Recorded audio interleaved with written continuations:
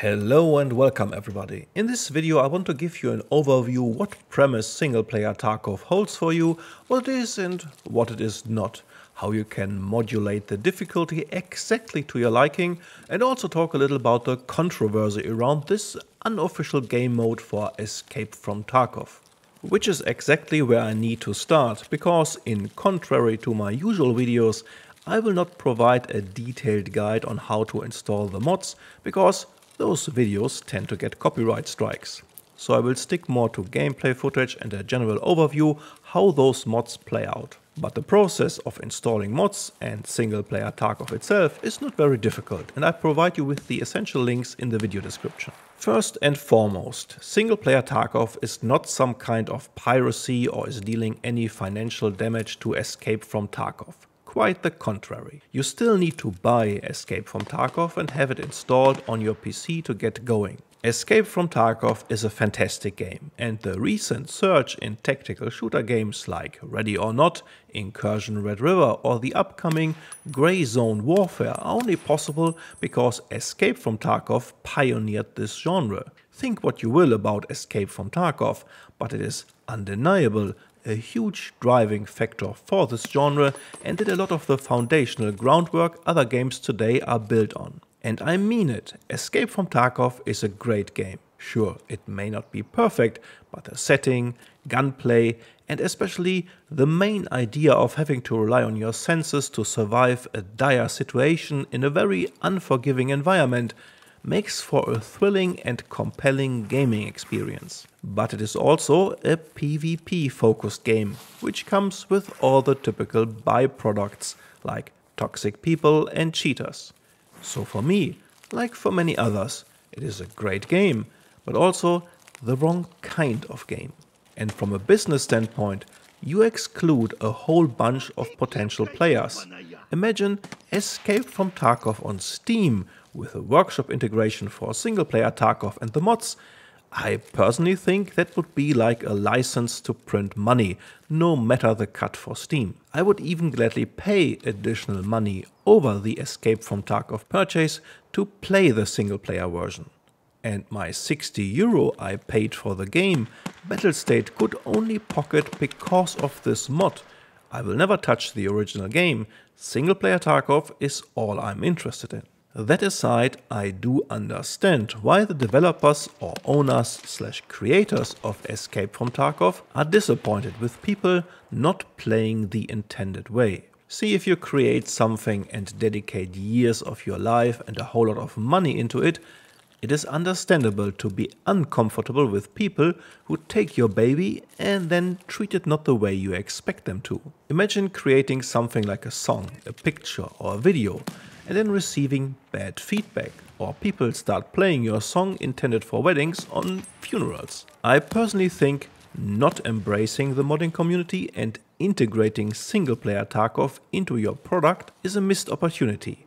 But from a creator standpoint, I can also understand disappointment when people don't follow your vision of something that you have created. A little shout out here to the developers of Grey Zone Warfare, the most promising looking tactical shooter that is soon launching into early access, for promising PvE only servers because of the feedback from the community.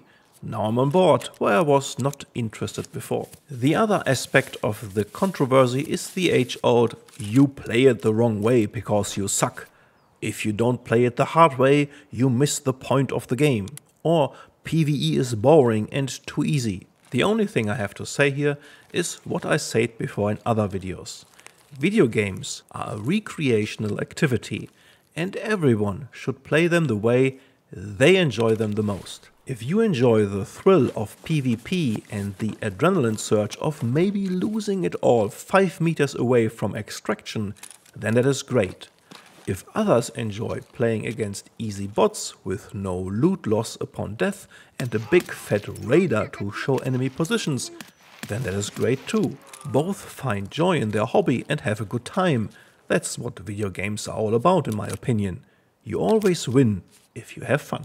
That's why I think very modular difficulty settings are the single best feature in video games. But with all of that out of the way, what can you expect from a Single-Player Tarkov experience? And the answer is really anything you want it to be. You can play just as hardcore as live, only with bots replacing the other players. And you can dial the AI difficulty up to become nearly impossible to beat for a really lifelike experience. More on the mods and the modular difficulty in the next part of the video. The game is also hosted on your local system, so no need for online servers. You have access to all maps, like in Escape from Tarkov. With the 3.8 adaptation, you can also enable snow on the maps whenever you want and benefit from the latest improvements, like the recoil and armor overhaul and vaulting over objects. For the uninitiated, Tarkov places you on a map you can choose beforehand, and from there you want to survive, find an extraction point and grab as much valuable loot as you can. The maps come in various sizes and all have a very unique setup. The original experience includes barely any UI, no radar or even a detailed map feature. You rely on your senses of spotting enemies first, listen to your surroundings for footsteps, and really minimal to nearly no hand-holding. If you make it out, you can then trade items, build out your hideout, modify your weapons, unlock new traders and items, and also do a boatload of quests. I'm not kidding when I say there are hundreds of hours you can sink easily into the game while only scratching on the surface. The quests give your raids more purpose if you want to, or you just enjoy the deploy, fight, loot and extract core gameplay loop, which is very addictive, I can tell you. The weapon modding system is very extensive and can be a little overwhelming at first, especially when you are not a gun nerd. In the beginning it is like fitting your ship in EVE Online, but once you get the hang, it is a really cool system. The tactical nature of the game, in addition to the minimal hand-holding, also means don't expect any Far Cry-like arcadey shooter. You will die a lot in the beginning while learning the game. The challenge is real and very satisfying to overcome. Like mentioned before, you need to own Escape from Tarkov and install it on your PC to get going. Single-player Tarkov itself is free and the installation process is handled with a fully automated little program. Link in the description. Unfortunately, I cannot give you a more detailed step-by-step guide here, but the community over there is very supportive if you have any questions. Mods are linked on the Single-player Tarkov page as well, and the installation process is always explained in detail. So how does Tarkov feel to play and how can you influence the difficulty in Single-player Tarkov? You see, Tarkov creates different layers of stress to make for a thrilling, adrenaline-infused gameplay loop. The core gameplay relies on who sees or hears someone first, who has the initiative, who has the better position. Just shooting heads-on bullets at your target while always peeking around the same corner will get you killed quickly. This, in combination with a very short time to kill, both for you to kill and being killed, is like the basic layer of stress you are confronted with in Tarkov. The next is time pressure by giving you limited time to extract from the map, with failing having the same consequences as dying. Speaking of, consequences of dying are harsh. You think Dark Soul games are harsh upon death?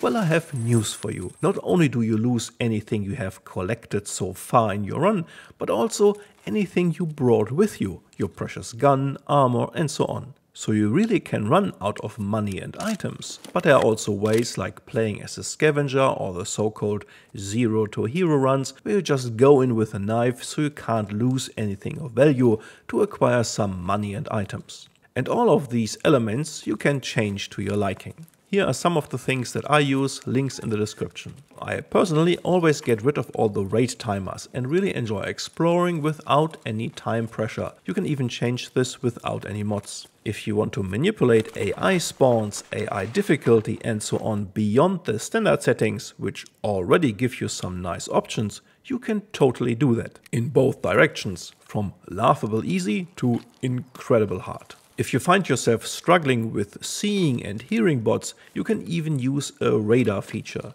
Be warned here, it really changes the core experience and you will hardly improve while always looking on the radar instead of training to spot and hear the bots. I started playing with it in the beginning, but I deinstalled it later. For me, it shifts the experience too much into the wrong direction. You can also add additional traders, for example to access better ammunition earlier in the game. I do recommend immense graphics to get rid of the brownish color palette from the original. I just use it in the standard settings. Other mods I personally use are more checkmarks for items, because there are tons of different items and it is otherwise hard to figure out what to keep and what not. Very useful, especially when you are new to the game. I tried to play with the original lose all on death setting, but ultimately this always gave me anxiety to play, and I do enjoy more the RPG style approach of slowly building my favorite weapons and loadouts. So I use a mod where I only lose anything collected on death, not my original equipment. This somewhat breaks the economy because it is centered around the thought of you buying completely new stuff on a regular base. Another gameplay feature I find myself not enjoying is the whole key and locked door system. It is just intricate and more annoying in my eyes than anything else. So I use a mod that let me always open doors on demand. There's also a profile manager tool where you can manipulate more or less anything. This is of course heavy cheating territory, but man, the gunsmith quests suck, and being able to skip them is awesome. With these core modifications I found a nice place between an RPG-like shooter, but with the thrilling elements of a tactical shooter, like short time to kill, and playing stupid or reckless gets my ass kicked very fast. I enjoy roaming the maps, hunting for nice loot and having a great time with this fantastic game. And while I'm really looking forward to Grey Zone Warfare, that one will be in early access for a while before being a complete game, while Tarkov, although being technical in beta, already offers a ton of content and a lot of very well fleshed out systems. I hope this overview was informative and interesting. Thank you very much for watching. Let me know what your experiences with single-player Tarkov are and how you see the future of tactical shooter games. For now, this is all. Take good care of yourself and enjoy your gaming sessions.